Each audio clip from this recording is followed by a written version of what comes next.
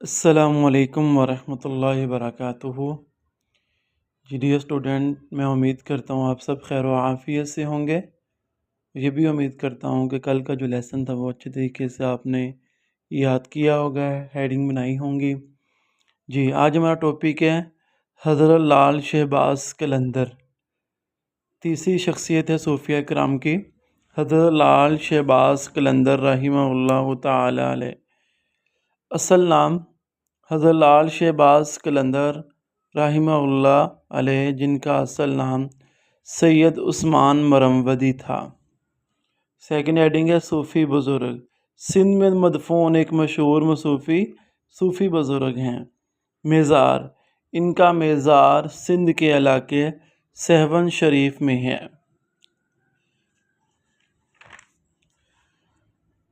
ولادت، لال شہباز قلندر رحمہ اللہ کی ولادت 538 ہجری بمطابق 1143 عیسوی مروند یا میوند، جو موجودہ آذربائیجان یا افغانستان میں ان کی پیدائش ہوئی ہے۔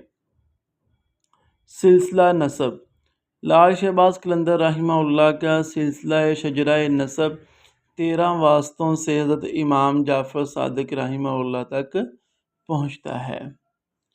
والد اور والدہ کا نام، آپ کے والد گرامی کا نام ابراہیم کبیر الدین اور والدہ ماجدہ کا نام ماجدہ کبیر الدین تھا۔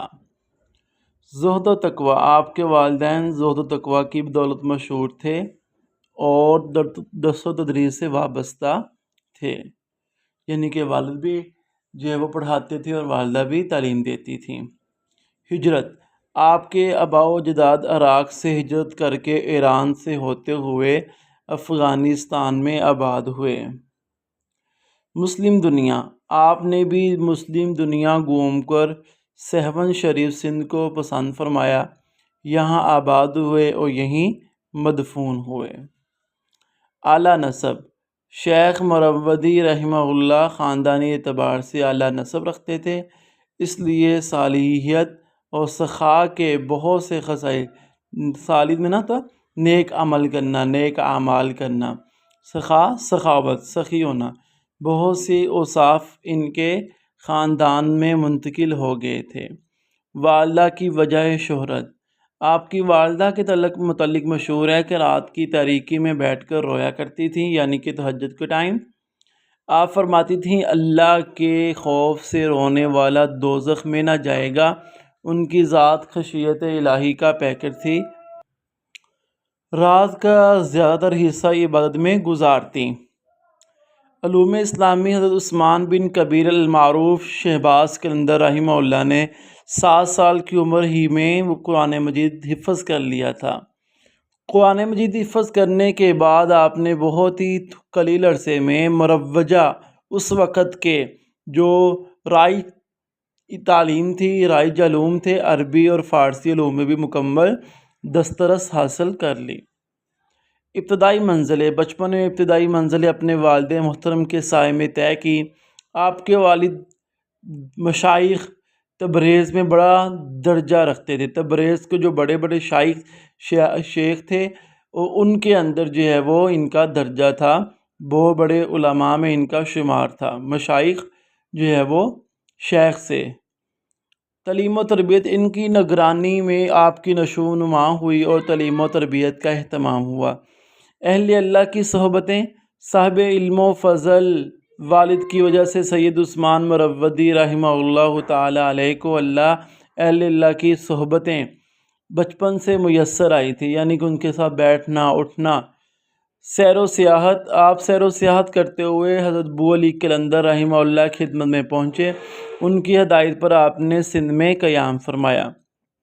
تبلیغ و اشاعت، حضرت لال شہباز قلندر رحمہ اللہ نے بندگان خدا کو سیدھی راہ دکھائی، ان کے اخلاق کو سنوارا، انسانوں کے دلوں میں نیکی اور سچائی کی لگن پیدا کی اور ایک دوسرے کے ساتھ محبت اور پیار سے رہنا سکھایا۔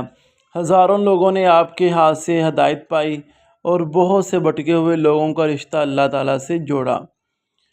آپ عرصہ دراز تک سندھ میں اسلام کی تبلیغ کرتے رہے۔